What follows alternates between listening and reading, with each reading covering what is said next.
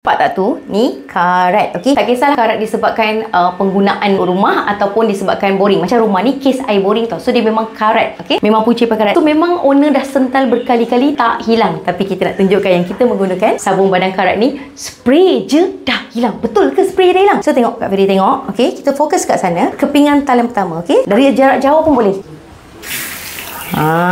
Kak Feri ambil 2 keping tal tu. Okey. Tengok, kita spray tu. Kak Feri tak nak gosok, okey? Kak Feri tak nak berus, Kak Feri tak nak sental. Cuma Kak Feri nak buktikan Kak Feri kena tarik sikit lah. Okey? Kak Feri tarik sikit. Okey, tengok hasil dia. Nampak tak? Nampak tak? Karat-karat dia keluar. Nampak tak berbeza? Tadi kan warna dia oren, coklat. Kak Feri tarik je. Spray je dah hilang. Nampak tak? Yang ini pun. Okey, yang ini pun sama. Mungkin kalau katakan ada tempat-tempat degil tu, kalian boleh berus sikit ataupun tunggu sekejap. Tapi sebenarnya kes-kes karat ni menggunakan sabun badan karat ni senang sangat, tuang dan spray je dia terus dah hilang sendiri, jatuh sendiri tau. So benda ni memang memudahkan kita, terutamanya kalau rumah kampung, mak ayah kita yang bumur-bumur tu kan, kesian dia tak nak sakit pinggang kan. Kalian guna sabun badan karat, spray je terus jatuh karat dia.